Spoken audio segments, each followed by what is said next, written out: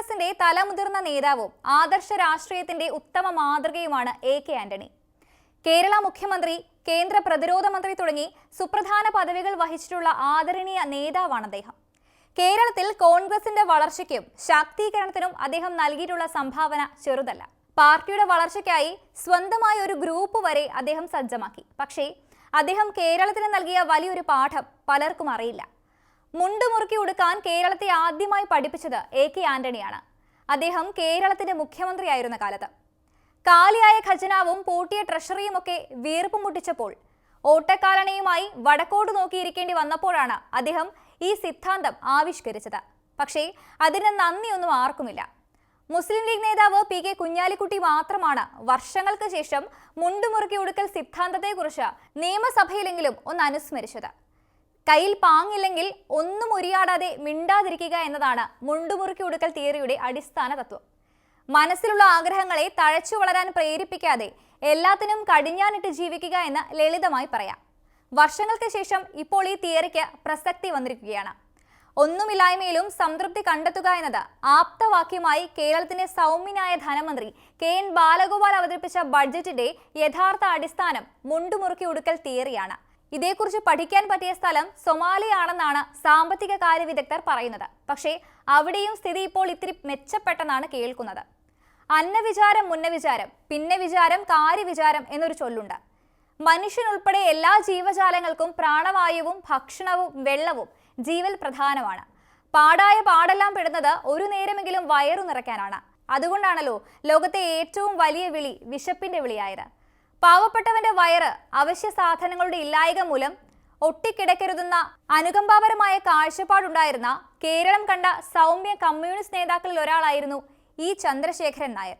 പൊതുവിതരണ രംഗത്ത് മാവേലി സ്റ്റോർ, ഓണച്ചന്ത തുടങ്ങിയ സംരംഭങ്ങൾക്ക് 1980-ൽ അദ്ദേഹം തുടക്കമിട്ടത് ഈ ലക്ഷ്യത്തോടെയാണ്. ഏതു പ്രതിസന്ധിയിലും വിലക്കയറ്റത്തിന് ദുരിതം പാവപ്പെട്ട ജനങ്ങളുടെ തലയിൽ വരാതിരിക്കാനാണ് അദ്ദേഹം ദീർഘവീക്ഷണത്തോടെയുള്ള ഈ ആശയം നടപ്പാക്കിയത്. ഒരു വീടിന്റെ അടുക്കളയ്ക്ക് ആവശ്യമായ 13 ഇനം സാധനങ്ങൾ ന്യായമായ വിലയ്ക്ക് ലഭ്യമാവുന്ന ഇടം. ഈ സ്ഥാപനങ്ങൾ വളരെ വേഗത്തിലാണ് ജനകീയമായത്. കാലക്രമത്തിൽ മാവേലി സ്റ്റോർ പീപ്പിൾസ് ബസാറായും സൂപ്പർ മാർക്കറ്റായും ഒക്കെ പടർന്ന് പന്തലിച്ചു.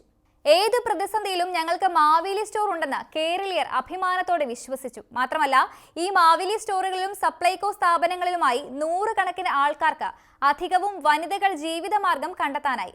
ഭരിക്കുന്ന പാർട്ടികളും മുന്നണികളും മാറി മാറി വന്നെങ്കിലും മാവേലി സ്റ്റോറിനെ ആരും അവഗണിച്ചിരുന്നില്ല. എന്നാൽ കഴിഞ്ഞ ഒരു വർഷമായി കാര്യങ്ങൾ തലകീഴായി മറിഞ്ഞു. അന്തരിച്ച കവി ചെമ്മനം ചാക്കോ വർഷങ്ങൾക്ക് മുൻപ് എഴുതിയ ആക്ഷേപഹാസ്യ കവിതയിലെ ആളില്ലാ കസേരകളുടെ അവസ്ഥയിലാണ് ഇപ്പോൾ നമ്മുടെ പ്രിയപ്പെട്ട മാവേലി സ്റ്റോറുകൾ. ആവശ്യത്തിന് അലമാരകളുണ്ട്, പക്ഷേ അതിന്റെ തട്ടുകളിലൊന്നും അവശ്യ സാധനങ്ങളുടെ സ്റ്റോക്കില്ല. ബ്രാൻഡ് ഇനങ്ങൾ മാത്രം ചെലവില്ലാതെ അടുക്കി വെച്ചിട്ടുണ്ട്.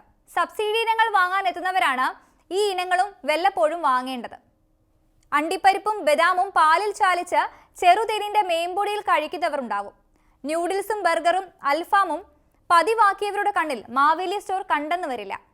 കരിമീൻ പൊള്ളിച്ചതും കോഴിയെ നിർത്തിപ്പൊരിച്ചതും ആട്ടിൻ സൂപ്പും ജീവിതവ്രതമാക്കിയവരും ഇതേക്കുറിച്ച് അറിയണമെന്നില്ല. തിരുവനന്തപുരത്ത് പ്രാതലും കൊച്ചിയിൽ ഉച്ചയൂണും കോഴിക്കോട് അത്താഴവും കഴിച്ച് പാറിപ്പറക്കുന്നവർക്ക് വിമാനത്തിലും വന്ദേ ഭാരതിലും ഇരുന്ന മാവേലി സ്റ്റോർ കാണാൻ കഴിഞ്ഞെന്നു വരില്ല. തൊഴിലാളി പാർട്ടികളുടെ പേരിൽ വളർന്ന മുതലാളി സങ്കല്പത്തിൽ ജീവിക്കുന്ന രാഷ്ട്രീയ കിന്നരന്മാർക്ക് അറിയണമെന്നില്ല. കാലി പോക്കറ്റിൽ കൈയിട്ട് കോട്ടുവായിട്ട് ചടഞ്ഞിരിക്കുന്ന സാധാരണക്കാരൻ നൊമ്പരം. നിത്യോപയോഗ സാധനങ്ങളുടെ വില വാണം പോലെ കുതിച്ചുയരുമ്പോൾ മാവേലി സ്റ്റോറുകളിലെ ഒഴിഞ്ഞ അലമാരത്തട്ടുകൾ നോക്കി പൊതുജനം മാത്രമല്ല ജീവനക്കാരും നെടുവീർപ്പിടുകയാണ്. ഈ പ്രതിസന്ധി എപ്പോൾ തീരുമെന്ന കാര്യത്തിൽ ആർക്കുമില്ല ഒരു നിശ്ചയം. 30 ലക്ഷത്തിന്റെ വിൽപ്പന ഒരു മാസം നടന്നെങ്കിലേ ജീവനക്കാർക്ക് ശരിയായ ശമ്പളം കിട്ടൂ. പല ഷോപ്പുകളിലും കിട്ടുന്ന ശമ്പളം വീതം വെച്ചാണ് പാവപ്പെട്ട ജീവനക്കാർ മുന്നോട്ട് പോകുന്നത്. പക്ഷേ ഭരണകർത്താക്കൾ മാത്രം ഇതൊന്നും കാണുന്നില്ല. ആര് ചോദിച്ചാലും എന്ത് ചോദിച്ചാലും ഉത്തരം ഒറ്റമൂലിയാണ്: കേന്ദ്രം തരുന്നില്ല, ഇവിടെയൊന്നും കിട്ടുന്നുമില്ല, ആരും ഒന്നും തന്നില്ല എന്ന്. കേന്ദ്രത്തിന്റെ അവഗണന ഉണ്ടെന്നുള്ളത് പകൽ പോലെ സത്യവുമാണ്.